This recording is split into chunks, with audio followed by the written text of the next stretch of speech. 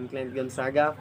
For this video, I will be able to discuss to you the advantages and disadvantages of the different types of communication. These are the verbal communication, non-verbal, visual, interpersonal, extended, organizational, intercultural, formal and informal communication. Verbal communication, advantages and disadvantages. For advantages, it offers a full understanding of the message delivered and the ability to explain it further if there are any ambiguities in the meaning of terms or concepts. Second, this is more credible way of communicating to the people. Disadvantages, this has trouble interacting with people who are far away. Second, emotional reactions are noticeable and can create issues in a certain circumstances. Nonverbal communication, advantages and disadvantages. For advantages, supports other means of communicating while also allowing for the visible representation of thoughts and feelings. Second, the person receiving got the nonverbal contact message very easily. Disadvantages, nonverbal skills are preferred by a limited number of people. They conclude it is unprofessional, unimpressive, and unsuccessful. Second, when observing person eyes, you might skip anything important in a hand gesture. All is changing at once and so it can be confusing to attempt and keep up with it. The majority of us, at least knowingly, do not do so. Visual communication, advantages and disadvantages. For advantages, when visual aids are used, oral communication strengthens. It's critical to match the right visual assistance to the type of oral knowledge provided. Second, the use of words and pictures has strong impact on how thoughts are communicated. It gives us a clear and detailed understanding of what is the subject is intended for. Disadvantages, a failure of coordination may occur if a visual aid is not adequately configured for its intended use, and audiences, especially in my case as a student. Second, a visual aid with incorrect details may be distracting and divert from the meaning intended by the illustration. It is possible to misunderstand every information that is provided.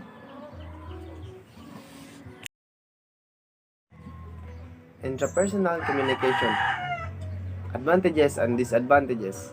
For the advantages, interpersonal communication has a variety of social purposes. Internal vocalization through taking to oneself will aid in a social skills and restoration. For example, motivating myself in front of the mirror. Second, the degree to which an individual has practiced the skill in order to support themselves ranges from person to person. Self-development is aided by such as professional nature of communication, the ability to understand the inner self. For disadvantages, while there is no criticism, the interaction is one way, which could contribute to the formation of stereotype and incorrect conclusions. Second, overanalyzing circumstances and worrying about them for extended period of time will lead to the creation of hypothetical and needless possibilities as well as self-doubt in serious cases.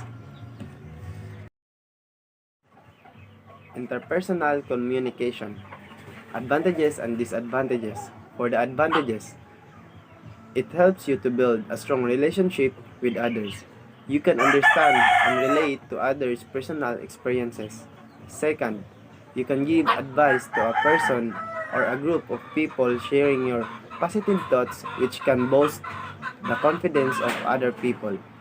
For disadvantages, uncomfortable tension on exploits pressure you to show yourself to the other and increase responsibilities. Second, prevent other partnerships from forming. Close ties will cause you to give up other relationships like friendships. Extended communication, advantages and disadvantages.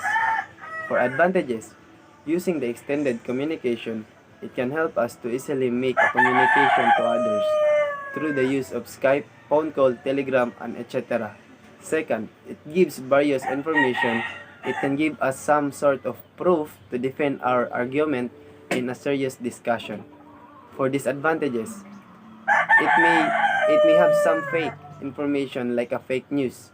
Second, there are instances that may lead to a misunderstanding of a certain information. Organizational communication. Advantages and disadvantages.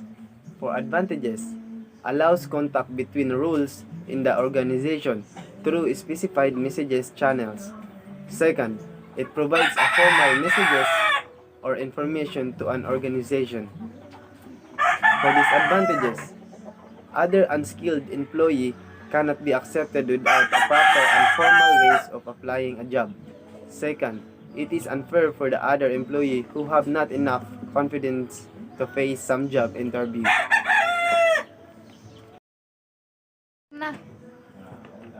Intercultural communication. Advantages and disadvantages. For the advantages, this can also have a good effect to us to discover or learn a different culture and to understand the adaptation from the other countries.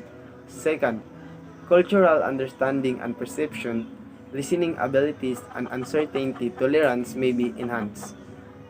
For the disadvantages, it can lead to a misinterpretation or misunderstanding of the different cultures.